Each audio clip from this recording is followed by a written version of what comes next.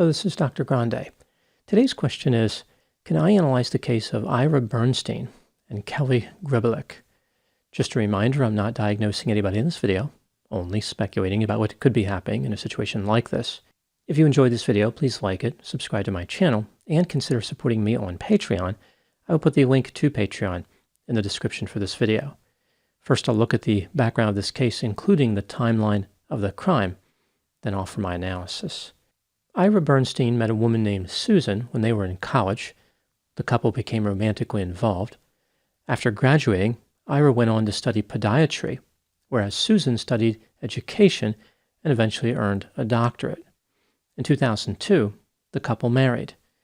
They decided to move to Rockland County, New York, where Ira was from. Eventually, they had 3 children. Ira was very successful from a financial perspective. He opened several foot surgery centers, in addition to investing heavily in real estate. He had over 20 different buildings and houses, which he rented to various people. As far as the house that the Bernstein family lived in, it was 13,000 square feet and sat on 14 acres. Ira and Susan had very different daily routines. Ira worked hard to build his business. He was a very popular podiatrist with a good reputation. According to Ira, Susan had a much easier life. She lived a life of leisure and spent a lot of time with her friends. She was in a cooking club, a book club, and was out at least 4 nights every week. Susan did not have to worry about taking care of the children because she had a nanny. Ira claimed that Susan started spending money at a phenomenal rate. It was not unusual for her to spend $40,000 a month on items like clothing, jewelry, and vacations. Eventually, Ira became lonely and found a girlfriend. When Susan discovered this, she wasn't happy, but Ira and Susan attempted to work something out. They converted their marriage into an open marriage. This strategy was not as successful as they hoped, but it was as successful as expected. 3 months into the marriage conversion, Susan filed a restraining order against Ira. The couple once again tried to work things out, even after the restraining order, but their relationship did not improve. At around this time, Ira was contacted by a former client named Kelly Gribeluk. Kelly was a single mother of 3 who had once worked in a funeral home embalming bodies, but now she was selling orthotics. She contacted Ira because she wanted to go in business with him. Kelly must have put her best foot forward because Ira agreed to go into business with her. In addition, he fell head over heels in love. Ira and Kelly believed their love would last forever because the relationship was on a solid footing. For a while, the couple was footloose and fancy-free.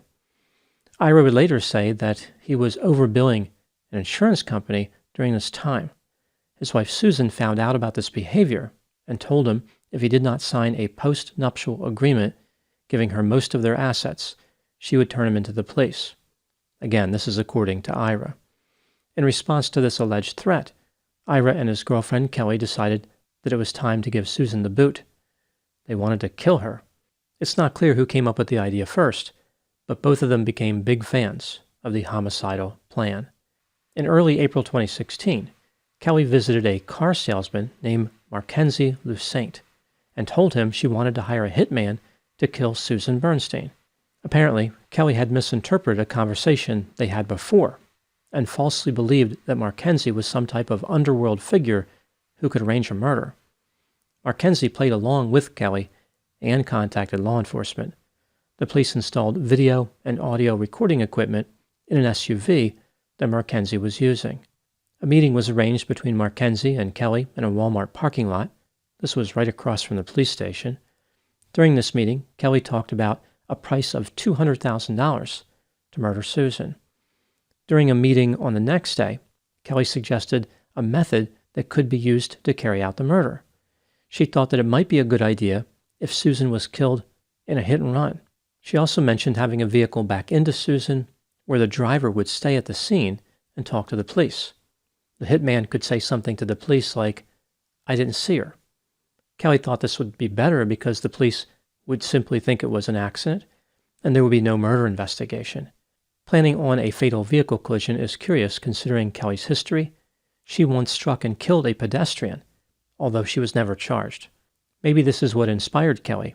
She had already seen that this could happen in real life without consequences. Kelly also negotiated the price down to $100,000 with a $2,000 deposit. She was curious if the deposit was refundable, so she was interested in getting a refund from somebody who she believed was a hitman. The refund that she should have been looking for was from whoever taught her decision-making skills. Less than a week later, Ira Bernstein met with Mackenzie. The police now knew for certain that the murder-for-hire plot involved not only Kelly, but Ira as well.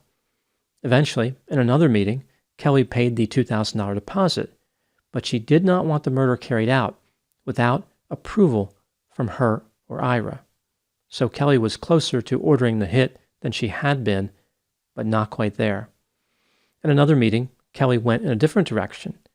She requested that Mackenzie arrange for 2 insurance investigators to be physically attacked. She did not want them killed, but rather just beat up. Not surprisingly, the targets were the insurance investigators who were looking into Ira Bernstein.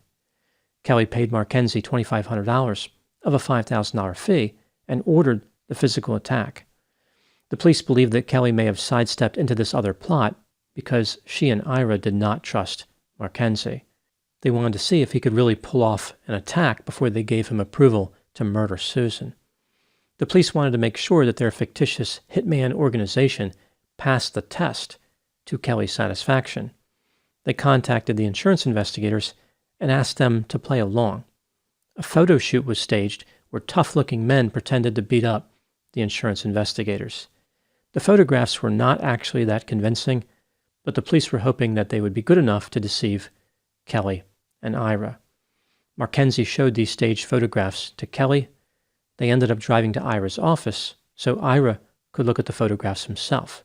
He did not appear to be convinced that the photographs depicted the insurance investigators getting beat up. In addition, he looked into the back seat of the SUV directly at the camera and asked Mackenzie what it was. Mackenzie informed Ira that it was a receiver for headsets. Ira told Mackenzie that he or Kelly would be in touch. At the next meeting, Kelly showed up alone and appeared to be highly suspicious about Mackenzie. She would not even enter his SUV. Rather, she talked to him while standing at the driver's side door. Kelly told him that Ira was not able to find any record of the insurance investigators being admitted to a hospital. She specifically mentioned concerns about how she and Ira might be getting set up. Despite her suspicions, Kelly gave Mackenzie approval to carry out the hit on Susan. Rather than issuing this approval verbally, Kelly held up a phone that was displaying the word yes. The murder was supposed to take place on May 5, 2016. The hitman was going to run over Susan with a vehicle.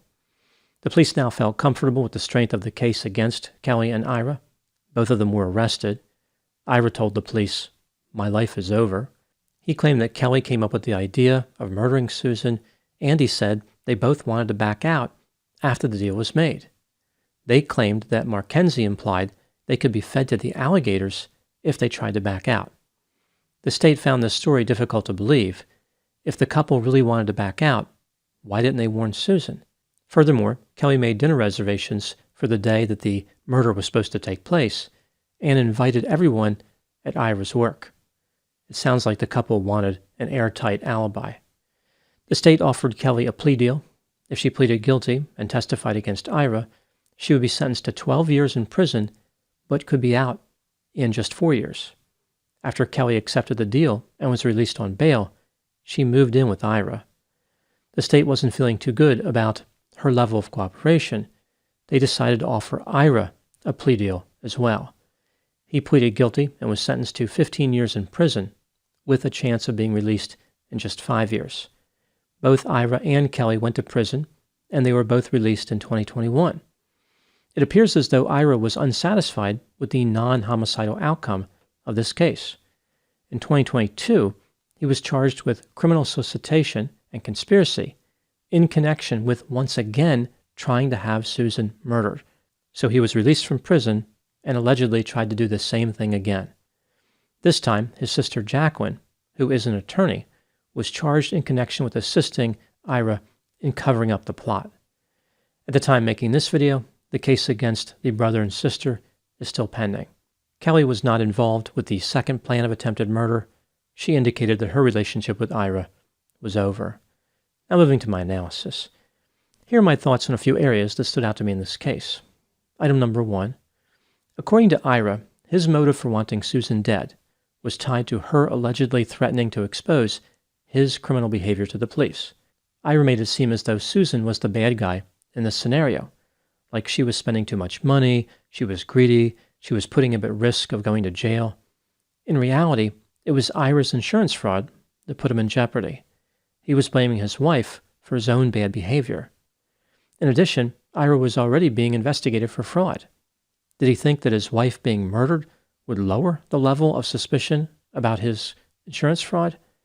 There's the sense that Ira was arrogant, grandiose, condescending, and had a sense of entitlement. He believed that he could get away with anything and that he deserved to get away with anything. Item number 2.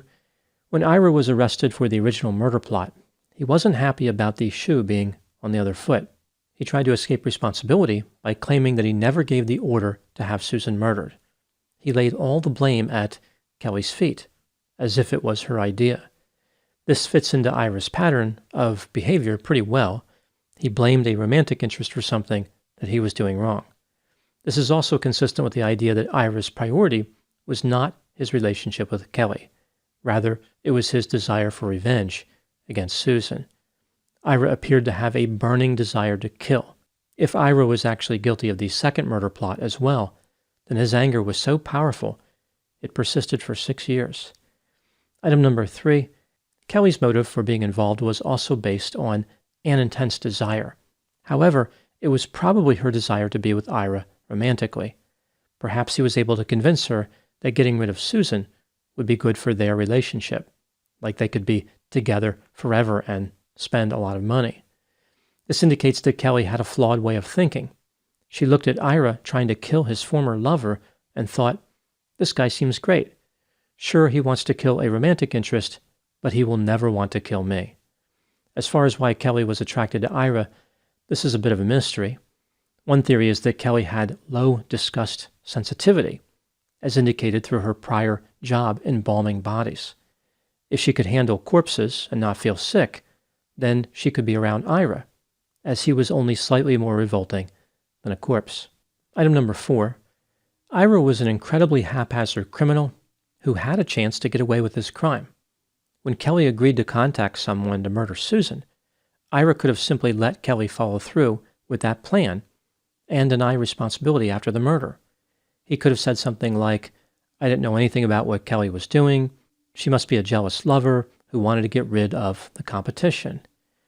Instead of using this strategy, Ira personally made contact with the car salesman and removed the doubt about his level of involvement. He shot himself in the foot for no reason. Now moving to my final thoughts. Ira and Kelly were both suspicious about the arrangement with the car salesman, yet they proceeded with the murder-for-hire plot. It's like they had the sense that the police were involved, but they couldn't resist giving the approval. This illustrates the effect that emotions can have on decision-making skills. The couple simply needed to believe that they could kill Susan, despite the evidence that they were being set up by the police. There is a curious parallel in this case. Mackenzie was a luxury car salesman. A person in this business typically has experience selling a product based on emotions. Few people actually require a luxury vehicle. It is typically a want, not a need. Mackenzie was probably accustomed to having people contemplate serious decisions based purely on how they felt. He was the wrong person for Kelly to approach considering the type of purchase she wanted to make, but the right person as far as protecting Susan from being murdered. Kelly probably believed she was lucky to know the car salesman because she had her foot in the door, but in reality, his experience dealing with emotions represented Kelly's Achilles heel. Those are my thoughts on the case of Ira Bernstein and Kelly Gribeluk. Please put any opinions and thoughts in the comment section. They always generate an interesting dialogue. As always, I hope you found my analysis of this topic to be informative. Thanks for watching.